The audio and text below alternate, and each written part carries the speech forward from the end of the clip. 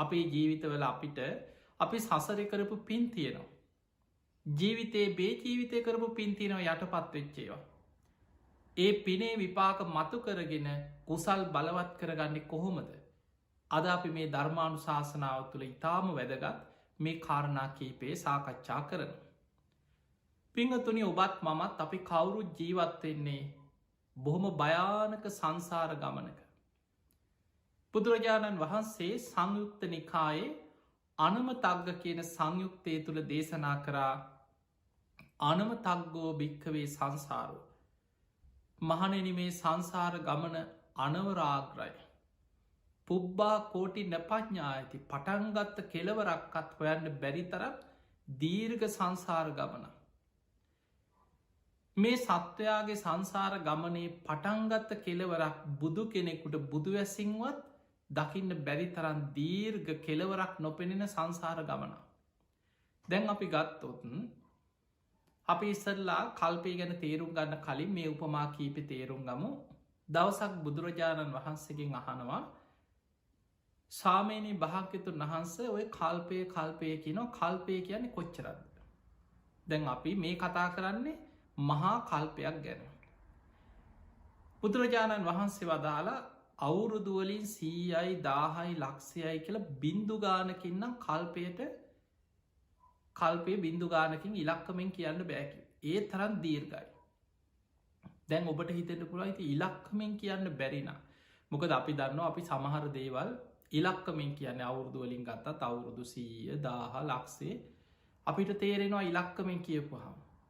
හැබැයි සමහර ඒවා තියෙනවා අපිට ඉලක්කමෙන් කිව්වත් බින්දුගාන වැඩිවෙන්න අපේ නිකං ඔළුවත් විපිරිසර වෙනවා. හිතාගන්නවත් බැරීව තියෙනවා. දැ ඔබ නිකං හිතන්න මෙහෙම කිවොත් 1.250ක් විතර හිතාගන්නවත් බෑන ඔබට ඉලක්කම කියාගන්නවත් බෑ හිතන්නවත් බෑ. ඒවගේ බුදුරජාණන් වහන්සේ වදාලා කල්පය කියන්න මෙච්චරක් කියලා බින්දුගානෙන් කියන්න බැරි තරන් දීර්ඝ කාලයක් කිය. එතකොට මේ කෙනා මේ බමුණා බුදුහාන්දුරන්ගෙන් ප්‍රශ්නය අහපු කෙනා අහනෝ සාමීනී එහෙමනම් ඔය කල්පෙ තේරුම් ගන්න මට උපමාවක් කියන්න. අන්න බුදුරජාණන් වහන්සේක උපමාවක් කියනවා යොදුනක් දිග යොදුනක් පලල යොදුනක් උස විශාල අබ කන්දක් හිතන්න කියෝ. ඔබ හිතන්න අබෑට දන්න නිතාම පුංචි අබෑටේ. එතකොට මේ අබෑට ගොඩගහලක් අබ කන්දක් තියෙනවා. අබ කන්දක් කියන්න මේ පුංචි කන්දක් නෙමේ. යොදුනක් යැනි සැතපුම් 16ක් දිග සැතපුම් 16ක් පලලට ඒ තරම් උස තියෙන අබ කන්දක් තියෙනවා. එදකොට මේ කන්ද දැන් ඔබට සැතපුම් ගානින් මැනේ නැතිවුණටනික හිතෙන් හිතන්න අපි දන්න කන්දක් සිදී පාද කන්ද වගේ අබ ගොඩක් තියෙන අබ කන්දක්. අවුරුදු 100කට එකා බෑටයක් අයින් කරනවා. ඔන්න උපමාව. අවුරුදු 100ක් ගතවෙච්ච තැන එකා බෑටයක් අයින් කරනවා. තවත් අවුරුදු 100ක් ගතවෙච්ච තැන තව එකා බෑටයක් අයින් කරන. තවත් අවුරුදු 100ක් ගතවෙච්ච තැන තව එකා බෑටයක් අයින් කරන. ඔය විදිහට යම් කාලයක් එනවද අර විශාල අබකන්ද අවසන් වෙන. අවුරුදු 100කට එකා බෑටේ බැගින් ඉවත් කරලා යොදුනක් දිග යොදුනක් පලල යොදුනක් තරං උස අබකන්ද අවසන් වෙන දවසක් එනවද. මහා කල්පයක් කියන්නේ ඒ තරන් දීර්ඝ කාලයක් කියලා බුදුරජාණන් වහන්සේ උපමාවකින් දේශනා කළ. දැන් ඔන්න ඔය උපමාවෙන් අපිට ටිකක් තේරෙනවා. තවත් තියෙනවා අනමතග්ග සංයුක්තය කල්පය ගැන තවත් වෙන විදිහ විග්‍රහය. එතනදිත් බුදුරජාණන් වහන්සේගෙන් විමසනා සාමීනී භාග්‍යතුන් වහන්ස කල්පය කියනවා කල්පය කියන්නේ කොච්චරක්ද. බුදුරජාණන් වහන්සේ එතනදිත් අර පිළිතුරම දෙනවා අවුරුදුවලින් නම් බින්දුගානෙන් 100යි 1000යි ලක්ෂයයි කියලා ඉලක්කමෙන් කියන්න බැරි තරන් දීර්ගයි. අනේ ස්වාමිනී එහෙනම් උපමාවක් කියන්න. අන්න බුදුරජාණන් වහන්සේ වෙනත් උපමාවක් කියනවා. යොදුනක් දිග යොදුනක් පලල යොදුනක් උස විශාල ගල් පරෝතයක් තියෙන. තනි ගලක්. මේ ගල කුහර නැති සිදුරු නැති බොල්වෙච්ච නැති තනි ගලක්. අවුරුදු 100කට එක වතාවක් සිනිදු සලුවක් යන්තන් උඩින් පිහදාගෙන ඇතිල්ලීගෙන යම්. ඒ කාලෙ තිබුණ කසී සලුවක්. ඉතාම සිනිදු සලුවක්. අපි හිතම යන්තන් උඩින් පිහදාගෙන යන අර ගල උඩි. කසී සලුවකින්. අවුරුදු 100කට එක වතාවයි. ආයමත් අවුරුදු 100ක් ගෙවිච්ච තැන තවත් එක වතාවක් කසී සලුවකින් යන්තන් උඩින් පිහදාන. තවත් අවුරුදු 100කට පස්සේ ආයෙත් උඩින් පිහදාන. යම් දවසක් එනවද මේ පිස දැමීම නිසා අවුරුදු 100කට එක වතාවක් පිස දැමීම නිසා මේ විශාල ගල් පර්වතය ගෙවිලා ගෙවිලා ගෙවිලා ගෙවිලා අවසන්ම වෙලා යන දවසක් එයිද. කල්පය කියන්නේ ඒ තරම් කාලයක් මහා කල්ප එකක් ගැන ඔය කියන්න. ඒ වගේ හිතාගන්න කියව. දැන් ඔබට තවත් තේරෙනවා ඔබේ ගෙදර ඇති මිරිස් ගලක් ඔබේ පරණ මහගෙවල් ගැන හිතන් පරම්පරා 2-3ක් ඔබේ ආච්චිල සියලගේ කාලේ ඉඳන් ගෙදර තිබ මිරිස් ගල ගැන හිතන්. ඔය මිරිස් ගල කාලයක් යනකොට ලූුණු තලනවා මිරිස් සබරනවා සම්බෝල හදනවා නොයෙක් විදිහට ඔයි මිරිස් ගලේ කාලයක් යනකොට අවුරුදු ගානක් යනකොට මැදින් චුට්ටක් වල වගේ හැරෙනවා. එතකොට හිතන්න කී වතාවක් දවසකට කොච්චර නල් ලූුණු තලනවා මිරිස් සබරනවා කොච්චර නං ගල ගෙවෙන කාරණාවද. එතකොට මෙතන කිය දැ බලන්න එතකොට ගලක් ගෙවෙන ආකාරය ඔබට තේරෙනවා. කොච්චර කාලයක් යනවද යන්තම් වල වගේ ගලක හැරෙන්න. මේ උපමාවි බුදු හාන්දුරුව පෙන්නුවේ අවුරුදු 100කට එක වතාවක් යම්තන් සිනිදු සලුවකින් උඩින් පිහදානවා විතරයි. ඒ පිස දැමීම නිසා යම් පුංචි ප්‍රමාණයක් මේ ගලේ ගෙවෙනවද. මේ ගල පුංචි ගලක් නෙමේ යොදුනක් දිග යොදුනක් පලල යොදුනක් කුස කැන සැතපුම් 16ක් දිග පලල උස ඇති විශාල ගල් පරතයක් ගෙවිලා ගෙවිලා ගෙවිලා අවසන් වෙනවද මහා කල්ප එකක් කියන්නේ ඒ වගේ කියෝ. ඔය කියන්නේ එක කල්පයක උපමාව. දැන් ඔන්න ඔබට අපි කල්පයක උපමා දෙකක් කියල දුන්න. අර අබෑට උපමාවයි ගල් පරෝතයක් ගෙවෙන උපමාවයි. තැන් ඔය උපමා දෙකෙන්ම තේරුම් ගන්න ඕන මහා කල්ප එකක් කියන්නේ මෙන්න මේ වගේ දීර්ඝ කාලයක්. ඊළඟට ඔබ මතක තියාගන්න අපි කතා කරනවා සාරා සංකේය කල්ප ලක්සේ. අපේ බෝසතාණන් වහන්සේ දීපංකර පාදමූලේ විවරණ ගත්ත තැනයිදං සම්මා සම්බුද්ධත්වයට පත්වෙන තැන දක්වාම සාරා සංකේය කල්ප ලක්ෂයක් දස පාරමී සම්පූර්ණ කරගෙනාව කියලා. දැන් හිතන්න අර කිව එක මහා කල්පයක්. එවැනි මහා කල්ප අර ගල් පර්වතයක් ගෙවෙන කාලේ අබෑට උපමාව ඔය උපමාවෙන් කීවේ එක මහා කල්පයක කාලේ. එතකොට එවැනි මහා කල්ප අසංකේය 4ක් තවත් කල්ප ලක්ෂයක් සාරා සංකේය කල්ප ලක්ෂය. අසංකේය කියලා කියන්නේ 1.140. එතකොට එවැනි 1.140 4 ගුණයකුත් තවත් කල්ප ලක්ෂයක් තමයි සාරා සංකේය කල්ප ලක්ෂය. දැන් ඔබට මේ ටික යන්තන් හරි තේරුණා නම් ඔබට තේරෙනවා අපේ බෝසතාණන් වහන්සේ බුද්ධත්වය පිණිස දීපංකර පාදමූලේ ඉදං දස පාරමී සම්පූර්ණ කරගෙන ආපු කාලෙ කොච්චර දීර්ඝ කාලයක්ද. ඔය සාරා සංකේය කල්ප ලක්ෂය තුළම මේ ලෝකයේ මේ විශ්වයේ පහළ වනේ බුදුරජාණන් වහන්සේලා 24 නමක් පමණයි. සූවිසි විවරණ ලැබවා කෙලො බහලතියෙන. එහෙමනම් මහා කල්ප එකක් කියන්නේ කොච්චර අවුරුදුවලින් හිතන්නවත් බැරි කාලයක්. එතකොට එවැනි කාල අසංකේය 4කුත් තවත් කල්ප ලක්ෂයක් සාරා සංකේය කල්ප ලක්ෂයක් දස පාරමී සම්පූර්ණ කරලා අපේ බෝසතාණන් වහන්සේ මේ මහා බද්ධ කල්පේ 4 වෙනි බුදුරජාණන් වහන්සේ හැටියට සම්මා සම්බුද්ධත්වයට පත්වේ. එනිසා පිංහතුනි සම්බුද්ධත්වයට පත්වෙනවා කියලා කියන්නේ හිතන්නවත් බැරි පුදුමාකාර සසර කැපකිරීම් කරගෙන යන මහා පුදුම ගමනක පුදුම කැපකිරීම්වල ප්‍රතිඵලයක්. බුද්ධෝ හවේ කප්ප සතයෙහි දුල්ලබෝ. බුද්ධ කියන වචනය කල්ප 100 ගණනකින් මේ ලෝකෙ අහන්නත් දුර්ලබයි කියෙන්. ඒ නිසා මතක තියාගන්න අපිට අද බුදු කෙනෙක්ගේ බුද්ධ වචනයක් ඇහෙනවා. ඒ බුද්ධ කියන වචන නිතර ඇහෙනවා. ඒ බුදුරජාණන් වහන්සේ ගැන හිත පහදිනවා. අපි අද මලක් හරි පූජ කරනවා. බුදුගුණයක් සිහි කරනවා. බුදුගුණ ගැන සිහිකරමින් භාවනා කරනවා. ඒ බණහල හිත පහදවනු. මේ ලෝකයේ සාරා සංකේය කල්ප ලක්ෂයකටම පහළ වනේ බුදුරජාණන් වහන්සේලා 24 නමක් පමණ. බුද්ධ ශූර්ණය කාල කල්ප 100,000 ගණන් අසංකේය බැගින් අවස්ථා 4ක් විටින් විට බුද්ධ ශූර්ණයව තිබිලා තියෙනවා. ඒ නිසා මේ ලෝකෙ බුදු කෙනෙක්ගේ බණපදයක් බුද්ධ කියන වචනයවත් අහන්න නැති කාල කල්ප 100,000 ගණන් ගෙවිලා යනවා.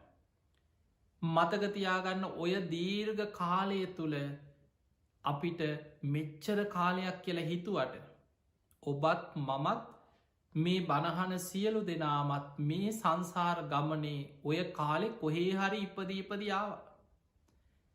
කෙලවරක් නොපෙනෙන සංසාර ගමන ආපු පිරිසක් ඔබත් මමත්. අපි ඕන තරන් නිරේවල්වල දුක්විඳ විඳ ඉන්න ඇති කල්ප ගණන්.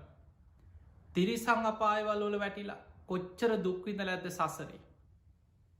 ප්‍රේත අපායවල්වල කොච්චරනන් සසරි දුක්විඳ ඇද්ද. අසුරාපායවල්වල කොච්චර දුක්විඳ ඇද්ද.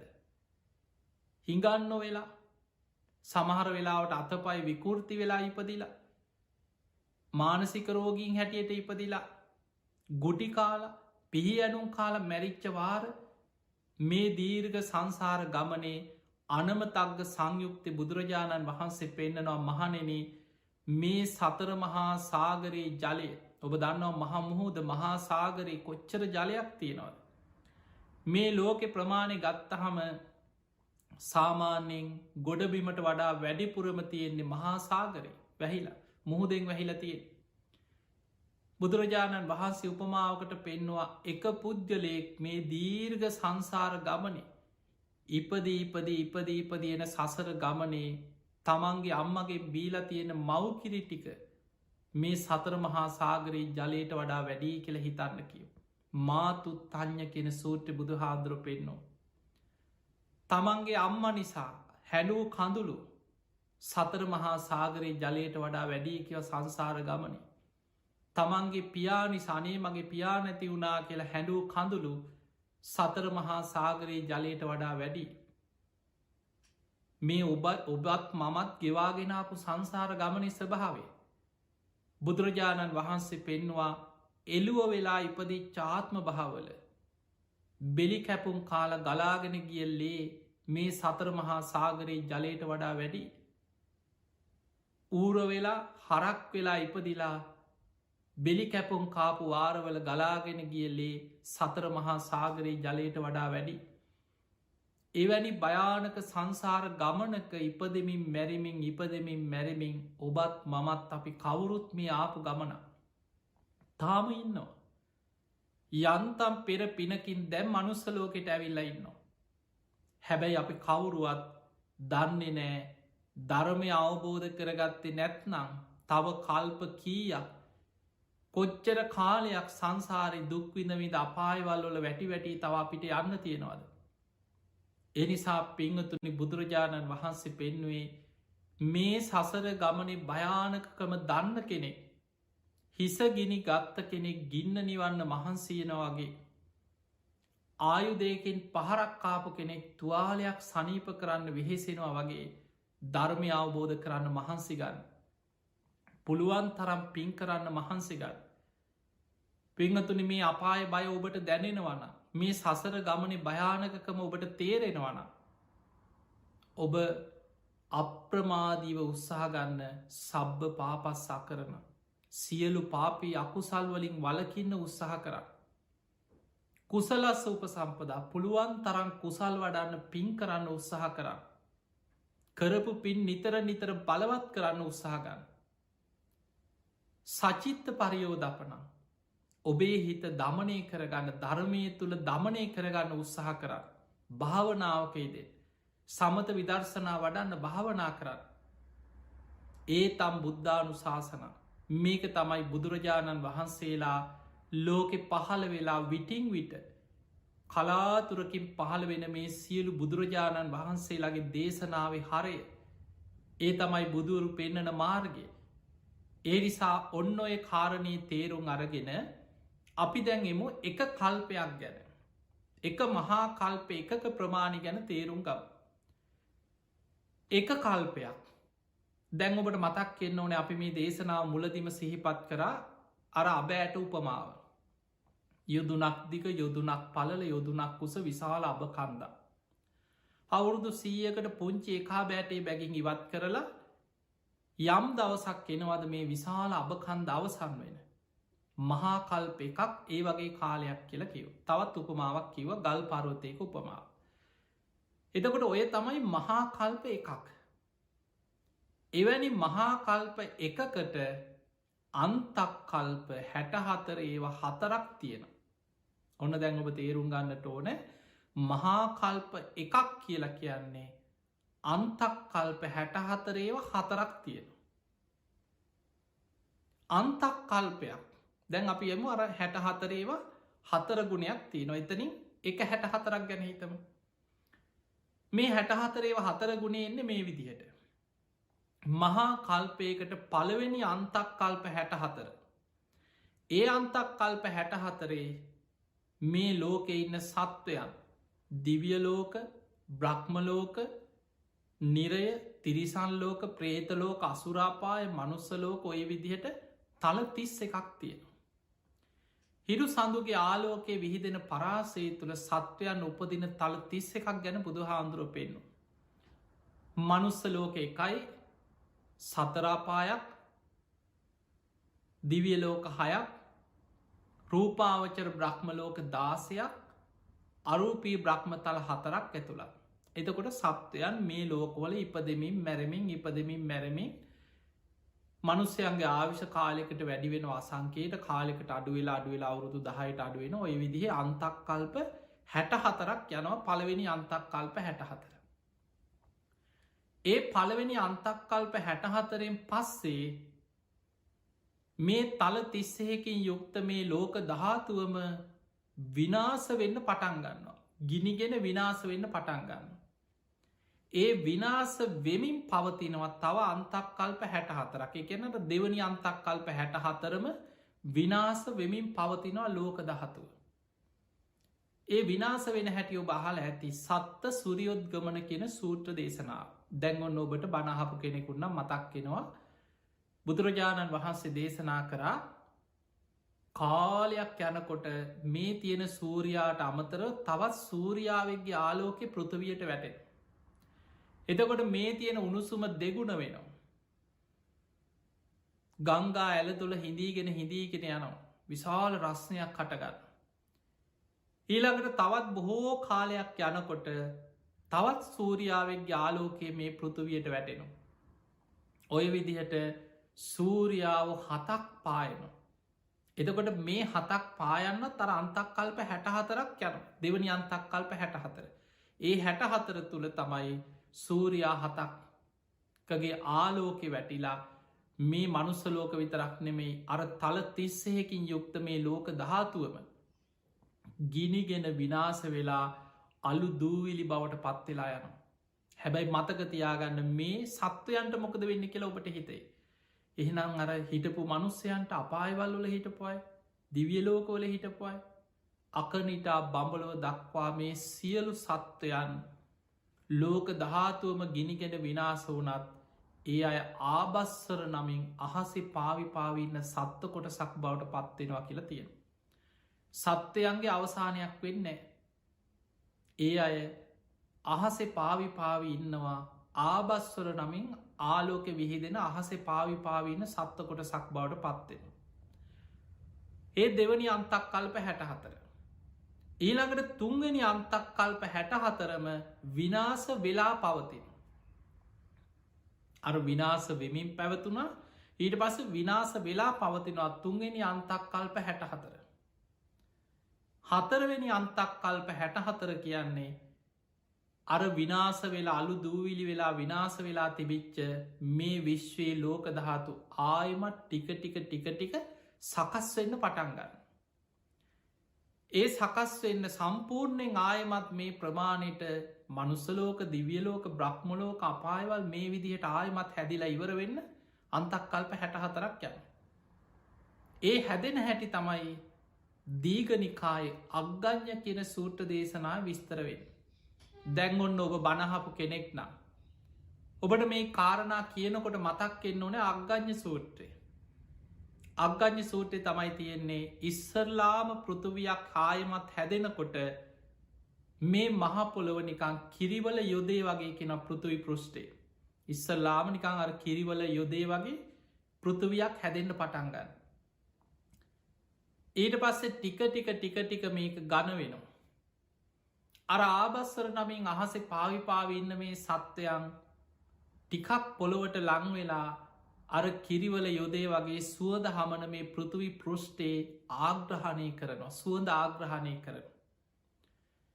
ඊට පස්සේ කාලයක් යනකොට ඒ අය තවත් ලං වෙලා ඒ පෘථිවි පෘෂ්ඨය දිවගාල බලන්න පුරුදු වෙනවා. ඒක ආහාර කරගන්න ආය කාලයක් යනකොට. ඉස්සල්ලාම පෘථිවිය හැදෙන්නේ ඒ වගේ කිරිවල යොදේ වගේ කෙන රස පොළොවක් තියෙන. ඊළඟට මේ ආබස්සර නමින් අහසේ පාවි ඉන්න පිරිසාර පොළොව රස පොළොව ආහාර කරගන්න. එතකොට ඒ අයගේ ශරීර කාලයක් යනකොට ගොරෝසු වෙලා වෙනද වගේ අහසින් යන්න බැරි වෙන. අහසේ පාවි ඉන්න පිරිස පොළොව මට්ටමට. ඊට පස්සේ පොළොවේ හටගන්න කාලයක් යනෝ මේ දවසෙන් දෙකින් වෙන දේවල්න මේ අර මහා අන්තක් කල්ප 64ක කාලයක් තුළ සිද්ධ වෙන දේවල්. පොළොවෙන් ඉස්සරලාම මුලදි රස පොළොව ආහාර කරගන්න. ඊට පස්ස පොළොවෙන් හටගන්න ඇල්වී කියලා වී වර්ග. පොළොවෙන් හටගන්න හතු විශේෂයක් එකට කැන භූමි පපඩං කියලා හතු විශේෂයක්. එදකොට මේ වගේ විස්තර දිග දේශනාවක් තියෙන. ඒ දේශනාව තියෙන දීඝනිකාය අග්ගඤ්ඤ සූත්‍රය. එදකොට ඔන්න අන්තක් කල්ප 64 4 සම්පූර්ණ වෙන්න ඔය විදිහට. පළවෙනි අන්තක් කල්ප 64 තමයි මේ සත්වයන් මේ විදිහට ඉපදමින් මැරමින් මේ තල 30කින් යුක්ත ලෝක ධාතුව තුළ ආවිෂ කාලෙකට වැඩි වෙනවා අඩු වෙනවා ඔහොම අඩුවෙවි වැඩිවෙවි අන්තක් කල්ප 64ක් පුරාවට යන. ඒ අන්තක් කල්ප 64න් පස්සේ ලෝක ධාතුවම විනාශවමින් පවතින අන්තක් කල්ප 64. ඒ දෙවනි 64. තුන්වෙනි අන්තක් කල්ප 64 විනාශ වෙලා පවතිනවා. හතරවෙනි අන්තක් කල්ප 64 විනාශ වෙච්චදේ ආයමත් පෙරවිදිහට සකස් වෙමින් පවතින. ඔන්න ඔය අන්තක් කල්ප 64 ඒවා හතරක ප්‍රමාණය තමයි මහා කල්ප එකක් කියලා කියන්න. ඔන්න මහා කල්ප එකක් අපි අන්තක් කල්ප 64 ඒවා හතරකට බෙදලා විස්තර කරලා තේරුම් ගත්තා. මහා කල්ප එකක්. ඒ මහා කල්ප එකක් කියනකොට දැන් මතක්කෙන්න ඕනේ අර උපමාව. අර අබෑට උපමාව විශාල ගල් පර්වතයක් අවුරුදු 100කට වතාවක් සලුවකින් පිහදාලා ගෙවිල අවසන් වෙන උපමාව. දැන් අපි යමු අර පළවෙනි අන්තක් කල්ප 64 කොහොමද විස්තර වෙන්නේ කියලා තේරුම් ගන්න. අර 64 ඒවා හතරෙන් පළවෙනි 64. එතන අන්තක් කල්ප 64. අන්තක් කල්ප එකක් කියන්න කීයක්ද කියලා බලමු දැන්. අන්තක් කල්ප එකක් කියලා කියන්නේ මේ මනුස්ස ලෝකෙ ජීවත්වෙන මිනිස්සුන්ගේ ආවිෂ. පිංහතුනේ මේ කාරණ ඔබ නුවනින් විශ්වය ගැන තේරුම් අරගෙන මේ සංසාර බය ඇති කරගන්න. නමුත් මේ ගොඩක් දේවල් ඔබට අපට ගෝචර වෙන්න මේක බුදු කෙනෙක්ගේ විශ්වයක්. මේ ලෝක විශ්‍ය අචින්තියයි. ඒ අපි මුලින්ම තේරුම් ගන්නට ඕන. අපි මේ කතා කරන දේවල් බුදුරජාණන් වහන්සේ බුදුවැසින් බුදුනුවනින් ලෝකෙ දිහා බලල දේශනා කරපු දේවා. එතකොට අපි ඒවා අහලා මේ විශ්වයේ ස්වභාවය ගැන ඊළඟට බුදුරජාණන් වහන්සේගේ ලෝක විදූ ගුණේ ගැන හිත පහදවන්නට ඕන. මේ ස්වභාවය සියල්ල බුදු කෙනෙක් බුදුනුවනින් අවබෝධ කරගත්තා නේද කියලා හිත පහදවාගන්නට ඕන. එතනින් එහා අපිට තර්ක විතර්ක කරලා ඒක කොහොමද ඕක කොහොමද අපිට දකින්න බෑ. අපේ නුවන පුංචි අපිට විශ්වය ගැන දකින නුවනක් අපිට නෑ. අපිට පේන්නේ අපි මේ ජීවත් වෙලා ඉන්න සුළු කාලයක් තුළ මේ අවුරුදු කීපයක් තුළ සංඛ්‍යාලයකන ටිකක් විතරයි අපිට තියෙන්. දැම් බලමු අන්තක් කල්පයක් කියන්නේ අර අන්තක් කල්ප 64න් එක අන්තක් කල්පයක්. අන්තක් කල්පයක් කියලා කියන්නේ මනුස්්‍යයන්ගේ ආවිෂ අවුරුදු 10 ඉදන් ටික ටික වැඩිවෙවී යන කාල තියෙනවා. මිනිස්සු කාලෙකට මේ ලෝකෙ ගුණධර්මවලින් වැඩිවෙවී යනකොට ආවිෂ වැඩි වෙනවා. මිනිස්සුන්ගේ ආවිෂ වැඩි වෙලා පරම්පරාවට ටික ටික හිමීට වැඩිවේගෙන යන්න. එහෙම වැඩි වෙලා කාලයක් එනවා අවුරුදු දහස් ගණන් ආවිෂ වැඩි වෙලා අවුරුදු ලක්ෂ ගණනින් ආවිෂ වැඩි වෙලා අවුරුදු අසංකයට ආවිෂ වැඩෙන කාලයක් එන. අද අපිට හිතන්නවත් බෑ. මනුස්ස ලෝක ආවිෂ අවුරුදු අසංකයයි කෙනට හිතන්නවත් බෑ. ගැන දිවිය ලෝකවල දිව්‍ය ආවිෂත් ඉක්මවා යන මනුස්ස ලෝක ආවිෂ කාලෙකට. එහෙම අසංකයට ආවිෂ වැඩි වෙලා ඒ වැඩිවෙච් ආවිශායමත් එතන ඉදං අඩුවේගෙන නැවිල්ලා මිනිස්සුන්ගේ ආවිශ අවුරුදු 10ට අඩුවෙන දවසක්කෙන. අන්නේ ආවිශ අවුරුදු 10ට අඩුවෙනකොට අර ආවිශ අඩුවෙන්නේ කෙලෙස් වැඩවීමත් එක්. ඊට පස්සේ මිනිස්සු ටික රාග දේශ මෝහාදී අකුසල් බලවත්වෙන. ක්ලේෂ ධර්මයන් වැඩි වෙනවා. මිනිස්සු පවකංවලට අකුසල්වලට පෙළබෙනකොට පරම්පරාවට ආවිශ අඩුවේනවා. ඒම ආවිශ අඩුවෙලා අවුරුදු 10ට ආවිශ අඩුවෙනකොට එක අන්තක් කල්පයක් ඉවරයි. ඔන්න එහෙනම් එක අන්තක් කල්පයක් යන මිනිස්සුන්ගේ ආවිශ අවුරුදු 10 අවුරුදු අසංකේයට වැඩි වෙලා ඒ අසංකයේ ඉදං අඩුවෙලා අවුරුදු 10ට අඩුවෙච්ච තැන එක අන්තක් කල්පයක් ඉවර වෙනවා. ඒ අන්තක් කල්පය ඉවර වෙනකොට මතකතියාගන්න හැම අන්තක් කල්පයක්ම අවසානයේ අන්තක්කල්ප විනාසයක් සිද්ධ වෙන. එක ලෝක විනාසයක් නෙමේ මතකතියාග මේ ලෝකෙම විනාස වෙන දෙයක් නෙමේ අන්තක් කල්ප විනාසයක්. අන්තක්කල්ප විනාසයක් සිද්ධ වෙන්න පුළුවන් ක්‍රම කීපයක් බුදු හාමුදුරු පෙන්න. සමහර අන්තක් කල්ප ගින්නෙන් විනාස වෙන ලෝකෙ ගින්නෙන් විනාස වෙලා ඉතාම සුළු පිරිසක් විතරක් බේරෙනවා විශාල පිරිසක් ගින්නෙන් විනාස වෙලා යන. සමහර අන්තක් කල්ප ජලයෙන් විනාස වෙනවා. ඉතාම සුළු පිරිසකගේ ජීවිත බේරෙනවා ජලයෙන් විනාස වෙන. සමහර අන්තක් කල්ප සුළගෙන් විනාස වෙන. සමහර අන්තක් කල්ප අවියාවිදවලින් එකිනෙකා මරාගෙන ලෝකෙ ලේවිලක් වෙලා විනාස වෙන. දැම් මේ අපි මේ ඉන්න අන්තක් කල්පයට කියන්නේ සත්ත අන්තක්කල්ප විනාසයක් තමයි මේ අන්තක්කල්ප අවසානි තියෙන. අපි මේ ඉන්න මහා බද්්‍ර කල්පයේ 4 වෙනි අන්තක් කල්පයන්නේ. ඔබ නිතර අහන අපි මේ ඉන්න 4 වෙනි අන්තක් කල්පේ 4 වෙනි අන්තක් කල්පය කියන්නේ අර මහා බද්්‍ර කල්පේ පළවෙනි අන්තක් කල්ප 64 තුළ තියෙන 4 වෙනි එක. අපි ඉන්න 4 වෙනි අන්තක් කල්ප. දැන් ඔබට ඕක තවත් තේරෙනවා මෙන්න මේ විග්‍රහය තුළ. අපි තේරුම් ගම අපි ඉන්න අන්තක් කල්පය අපි ඉන්න මහා කල්පයට කියන්නේ මේ කල්පයට කියන්නේ බුදුවරු 5 නමක් පහළ වෙන කල්පයක් නිසා මහා බද්්‍ර කල්පය කියලා කිය. එතකොට මේ මහා කල්පයට කියන මහා බද්්‍ර කල්ප මේ කල්පය තුළ බුදුවරු 5 නමක් පහළ වෙන කලාතුරකින් තමයි. ලෝකයේ සමහර කල්ප තියෙනවා බුදුවරු 1 නමක් පහළ වෙන. සමහර කල්ප තියෙනවා බුදුවරු 2 නමක් පහළ වෙන. සමහර කල්ප තියෙනවා බුදුවරු 3 නමක් පහළ වෙන. කලාතුරකින් සමහර කල්පයක බුදුවරු 4 නමක් පහළ වෙන. උපරිම එකම කල්පයක් තුළ පහළ වෙන්නේ බුදුවරු 5 නමයි. ඒ 5 නමක් පහළ වෙන කල්පය තමයි මහා බද්්‍ර කල්පය කියලා කියන්නේ. වැඩිපුරම ලෝකෙ තියෙන්නේ බුද්ධ ශූන්‍ය කල්ප. ඔය අන්තක් කල්ප 64 ඒවා 4ම ඉවර වෙන්නත් එක බුදු කෙනෙක්කත් ඒ මහා කල්පය පහළ වෙන්න. එවැනි කල්පවලට කෙන බුද්ධ ශූන්‍ය කල්ප කිය. එදකොට පිංහතුනේ අපි මේ ඉන්න මහා කල්පය තුළ අපි මේ ඉන්න මහා බද්්‍ර කල්පය තුළ පළවෙනි අන්තක් කල්ප මේ කල්පය ආරම්භ වනාට පස්සේ පළවෙනි අන්තක් කල්පය. ඒ අන්තක් කල්පේ මිනිස්සුන්ගේ ආවිස අවුරුදු 10 ඉදම් වැඩි වෙලා අවුරුදු අසංකයට වැඩිවුණ. ඒ අසංකයට වැඩිවෙච් ආවිශ අඩුවේගෙන ඇවිල්ල මිනිස්සුන්ගේ ආවිශ අවුරුදු 40,000 වෙච්ච තැන තමයි කකු සඳ කියන බුදුරජාණන් වහන්සේ පහළවෙන්. මේ මහා බද්්‍ර කල්පේ පළවෙනි අන්තක් කල්ප.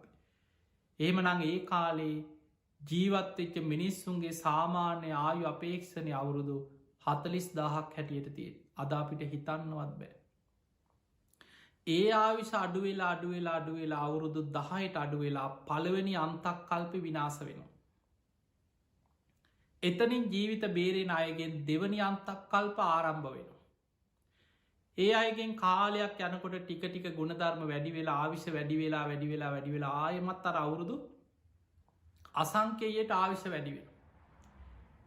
ඒ වැඩි වෙච්ච ආවිශ අඩුවේගෙන අඩුවේගෙන අඩුවේගෙන ඇවිල්ල මිනිස්සුන්ගේ ආවිශ අවුරුදු 30,000 වෙච්ච තැන කෝනාගමන කියන බුදුරජාණන් වහන්සේ මේ ලෝකෙ පහළ වෙනවා. ඒ ගැන මේ මහා බද්ධ කල්පෙත් දෙවනි අන්තක් කල්ප කෝනාගමන බුදු හාන්දුරු පහළ වෙන. එතකොට ඒ වෙනකොට මිනිස්සුන්ගේ සාමාන්‍ය ආවිශ අවුරුදු 30,000ක් කියන.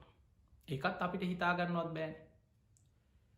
ඒ ආවිසත් ඊට පස්සේ අඩුවේවී අඩුවවී අඩුවවී ඇවිල්ල මිනිස්සුන්ගේ ආවිශ අවුරුදු 10ට අඩු වෙලා දෙවනි අන්තක් කල්ප විනාසය සිද්ධ වෙන. එතනින් ජීවිත බේරෙනවා සුළු පිරිසකගේ. ඒ අයගෙන් තුන්වැනි අන්තක් කල්පෙ පටන් ගන්නවා ආයමත් අර ඉතුරු විච්චායගෙන් පරම්පරාවෙන් පරම්පරාවට ආවිශ වැඩිවී වැඩිවී කිහිල්ල යම් දවසක අසංකයට ආවිශ වැඩිවෙන.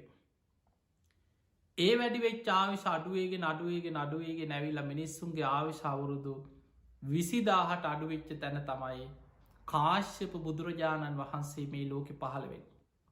ගැන මේ මහා බද්්‍ර කල්පේ තුන්වෙනි අන්තක් කල්පේ කාශ්‍යප බුදුරජාණන් වහන්සේ පහළ වෙනකොට මිනිස්සුන්ගේ ආවිශ අවුරුදු 20,000ට අඩු වෙලා. තුන්වෙනි අන්තක් කල්පේ ගැන අදට වඩා ගොඩක් වැඩි හැබැ අපිට හිතාගන්නවත් බෑ. ඒ 20,000 ආවිශත් අඩු වෙලා අඩු වෙලා අඩු වෙලා අවුරුදු 10ට අඩු වෙලා තුන්වෙනි අන්තක් කල්ප විනාස වෙන. ඊට පස්සේ ජීවිතේ බේරගත් අයගේ පටන් ගත්තේ හතරවෙනි අන්තක් කල්පේ. ඔය හතරවෙනි අන්තක් කල්පෙ දැන් ආය ආවිශ වැඩිවෙවී වැඩිවෙවී අවුරුදු අසංකේයට වැඩිවෙන. එහෙම අවුරුදු අසංකේයට වැඩි වෙලා ඒ වැඩිවෙච්ච තැන ඉදං ආවිශ අඩුවේගෙන අඩුවේගෙන අඩුවේගෙන ඇවිල්ල මිනිස්සුන්ගේ ආවිශ අවුරුදු 120ක් වෙච්ච තැන. අපේ ගෞතම බුදුරජාණන් වහන්සේ පහළ වුණා මේ මහා බද්ධ කල්පේ හතරවෙනි අන්තක් කල්පේ හතරවෙනි බුදුරජාණන් වහන්සේ හැටියට. ඒමනං ඔබත් මමත් සරණ ගිය අපේ ගෞතම බුදුරජාණන් වහන්සේ පහළ වනේ මේ මහා බද්ධ කල්පේ අර අන්තක් කල්ප 64 ඒව හතරෙන් පළවෙනි අන්තක් කල්ප 64 හතරවෙනි අන්තක් කල්පේ තමයි පහළවෙෙන. අපේ බුදුරජාණන් වහන්සේ පහළ වනේ මිනිස්සුන්ගේ ආවිශ අවුරුදු දහස් ගණන් තියෙන කාලික නෙමේ. මතකතියාගන්න දැන් අපිට අපේ නුවනින් මේවා තේරුම් ගන්න බැරි දේවල් තියෙනවා. ඒ තමයි මතකතියාගන්න අදාපි ඉන්න මිනිස්සුන්ගේ ආවිශ්‍ය අවුරුදු 100නුත් පහලට පිරිහිච්ච කාලෙක. අද සාමාන්‍ය මනුස්්‍යයන්ගේ ආයු අපේක්ෂාව අවුරුදු 60 හැබැයි අපේ බුදුරජාණන් වහන්සේ පහළ වෙනකට මිනිස්සුන්ගේ ආවිශ අවුරුදු 120යි. බක්කුල මහරහතන් වහන්සේ අවුරුදු 160ක් වැඩ හිටිය. අනුරුද්ධ මහරහතන් වහන්සේ අවුරුදු 150ක් වැඩ හිටිය. ඒකැන මීට වඩා හිනම් ආවිශ ගොඩක් වැඩි. හැබැයි අවුරුදු දහස් ගණන් තිබ්බ කාලවල ලෝකෙ ගැන බුදු හාන්දුරුව පෙන්න්නනවා දීර් ගාවිශ ඇති කාලවල සක්විති රජවරු ලෝකෙ පහළවෙන. මේ මනුස්සලෝක ආවිශ අවුරුදු දහස් ගණන් තියෙන කාලවල දිවියලෝකවලට වඩා මනුස්සලෝක සැප බහුල වෙනවා. එහෙමනම් අද අපිට හිතාගන්නවත් බෑ දිවියලෝකවලටත් වඩා සැප බහුල මනුස්සලෝක ගැන තියෙනවා විස්තර. ඒ කාලවල මිනිස්සුන්ගේ ආවිශ අවුරුදු දහස් ගන අහසිං යන රජවරු පුුණ්‍ය ඉරදි ඇති සේනා පිරිවරාගෙන යන සක්විති රජවරු ගැන සඳහන් වෙන. එහෙනම් අදා පිටේ වහීන. දැන් අපි තේරෙන තැනකට එන්න අදාපි ඉන්න මිනිස්සුන්ගේ ආවිශ අවුරුදු 100 පල්ලෙහාට පිරිහිච්ච තැනක. පින්වතුනි මේ අපි ඉන්නේ මතකතියාගන්න මේක භයානකකම තමයි අවුරුදු 100න් පහලට ආවිශ පිරිහෙනවා කියලා කියන්නේ බුදු හාමුදුරුවෝ දේශනා කරන මහණෙනි ලෝකෙ මිනිස්සුන්ගේ මනසේ බලවත්වෙන්න තියෙන පාපී අකුසල් බලවත් වෙලා විකෘති කෙලෙස් 3ක් බලවත් වෙනවා. අධර්මරාගය, විෂම ලෝභය, මිත්‍යා ධර්මය කියන ක්ලේෂයන් බලවත්වෙනවා මිනිස්සුන්ගේ ආවිශ අවුරුදු 100 වෙනකොට. ඒ වෙනකොට මනුස්සයගේ මනසේ ඇතිවෙන්න තියෙන සියලු පාපී අකුසල් බලවත් වෙලා ඉවරයි කියෙන. ඒකැන මනුස්සේගේ ආවිශ අවුරුදු 100 වෙනකොට හිතේ ඇතිවෙන්න තියෙන සියලු පාපී අකුසල් බලවත් වෙලා ඉවරයි. ආය අමුතුවෙන් ඇතිවෙන්න දෙයක් නෑ.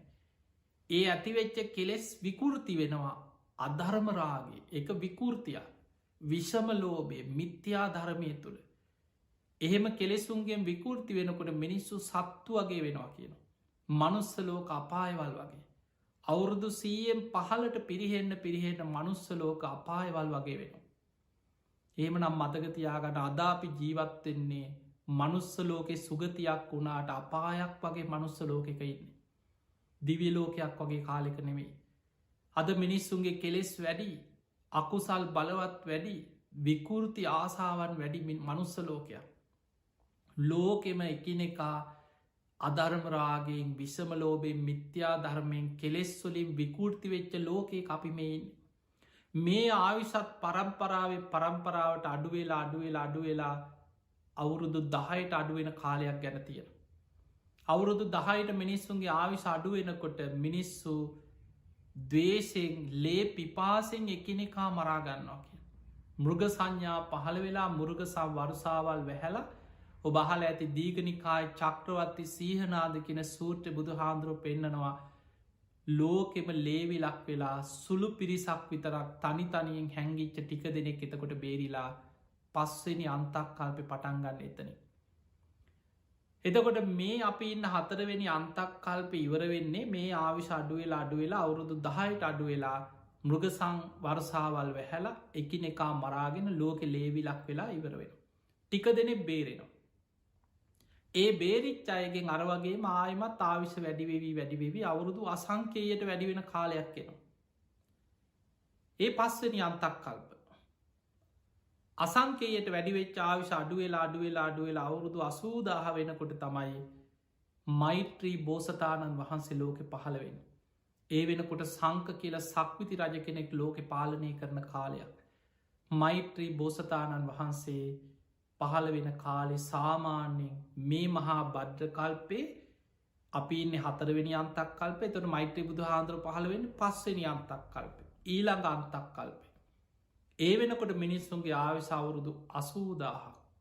ඒ 80,000 වෙන්නේ මේ තියෙන ආවිශ අවුරුදු 10ට අඩු වෙලා අන්තක් කල්ප විනාසයක් වෙලා ඒ ඉතුරු වෙනයගෙන් ආවිශ වැඩි වෙලා අවුරුදු අසංකේයට වැඩි වෙලා ඒ වැඩිවෙච් ආවිශ අඩුවෙලා තමයි 80,000ට අඩුවේ. අන්න එතනති තමයි මෛත්‍රී බුදු හාන්දුරුව පහළවේ. ඒනම් අපිට තේරෙන ඔය ටික තේරුම් ගත්තනං මෛත්‍රී බුදු හාන්දුරුව පහළ වෙන්න හිටානිද්ද පහළ වෙනවා නෙමේ. අද හෙට පහළ වෙනවත් නෙමේ. තව අවුරුදුවලින් ගත්තොත් කෝටි ප්‍රකෝටි බිලියන ගානකට එහා වැඩි කාලයක් යයි අපිට හිතාගන්නවත් බෑ. මෛත්‍රී බුදුරජාණන් වහන්සේගෙන් පස්සේ තව අන්තක් කල්ප දැන් එතකොට 64න් 5 වෙනි අන්තක් කල්ප තමයි මෛත්‍රී බුදු හාන්දුරුව පහළවේ.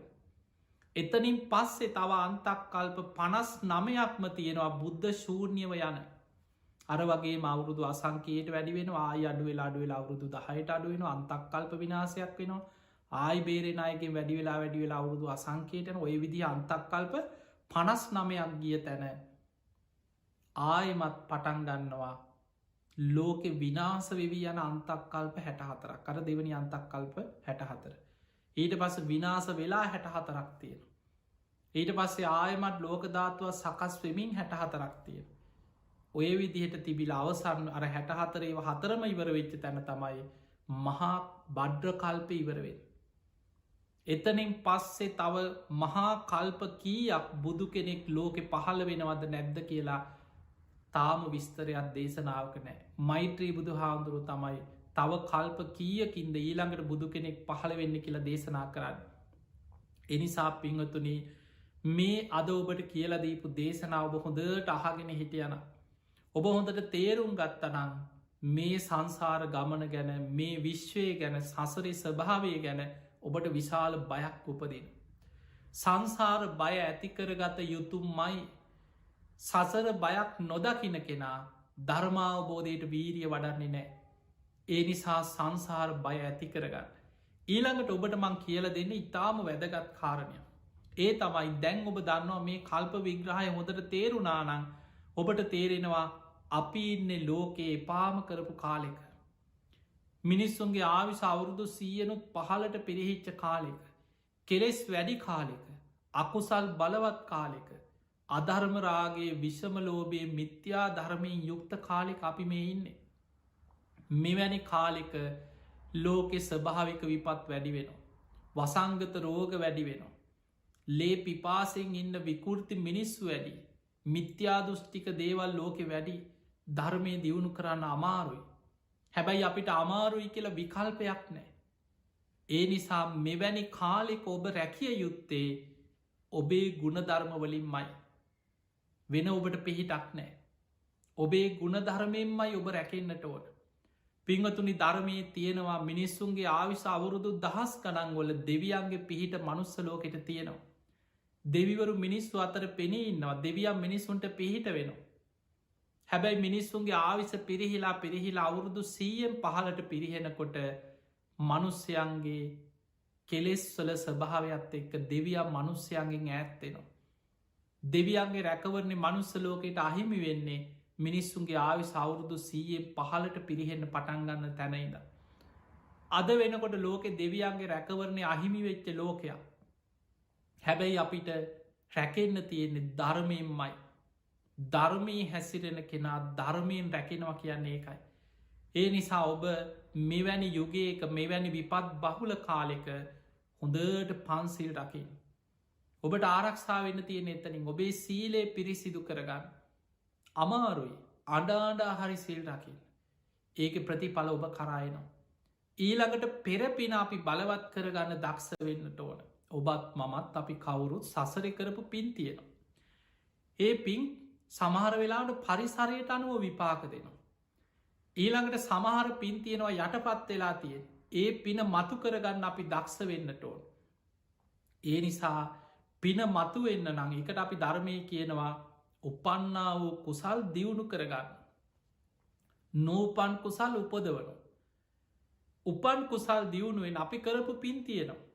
ඒ පින් බලවත් වෙන විදිහට පින නිතර නිතර සිහි කරන්න දක්ෂවේ. ඔබ දන්දීපු ඒවා ඔබ කරපු පින්කං සමහර වෙලා දැන් අපි දන්නවා මේ වසංගතයත් එක්ක ලෝකෙ පැතිරිලා යන ඔබට මේ කාලෙ වෙනද වගේ නිදහස පින්කං කරන්න බැරිවෙන්න ඇති. පහුගේ මාස කීපේම ලෝකෙ බොහෝ රටවල් ගත්තොත්. මිනිස්සු ඇඳරි නීතිය එක්කො මිනිස්සුන්ට වෙන දවගේ නිදහස වැඩ කරගන්න විදිහක් නෑ රසාවලට යන්න විදිහක් නෑ පින්කං කරන්න විදිහක් නෑ මිනිස්සුන්ට එකතු වෙන්න විදිහක් නෑ. හැබැයි ඔබ පෙර කරපු පින් ඔබ ජීවිතයේ දන්දීපු ඒවා පින්කංකරපය නිතර පිනම මෙනෙහි කරන්න. ඔබ දන්නවා ඉස්සර මිනිස්සු පින් පොත් තියාගෙන ඒ පින් සිහිකර කර බලවත් කර. ඒ වගේ ත්‍යාගානුස්සති ඒක භාවනාව. තමන් කරපු පින භාවනාවක් වසෙක් වඩන් ඒකට ධර්මී කියන්නේ ත්‍යාගානුස්සති භාවනාව. ඔබ භාවනාවක් හැටියට පින මෙනෙහි කර කර පින වඩන්න පුරුදු කරන්න. මොකද මෙවැනි යුගයක පින කියන එක ඉතාම වැදගත්.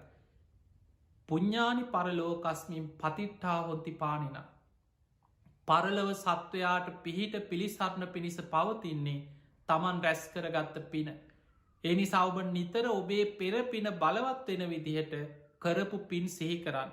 මං මේ වගේ පින් කරපු කෙනෙක් මං මේ වගේ පින් කරපු කෙනෙක් මගේ ජීවිතේ මං මේ තරම් පින් කරගත්තා මං මේ වගේ පින් කරගත්තා කියලා කරපු පින් නිතර නිතර මෙනෙහි කරන්න සිහි කරන්න බලවත් කරන්න.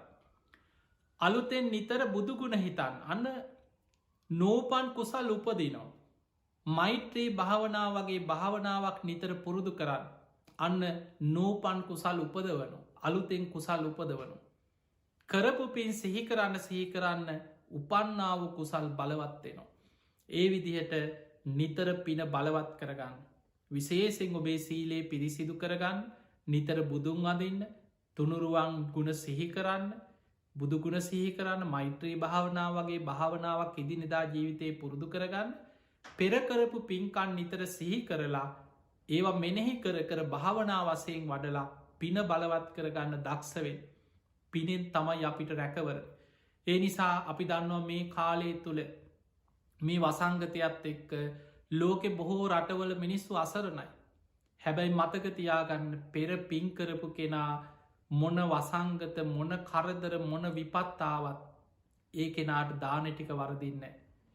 කොහොම හරි රැකවරණයක් ලැබෙනවා.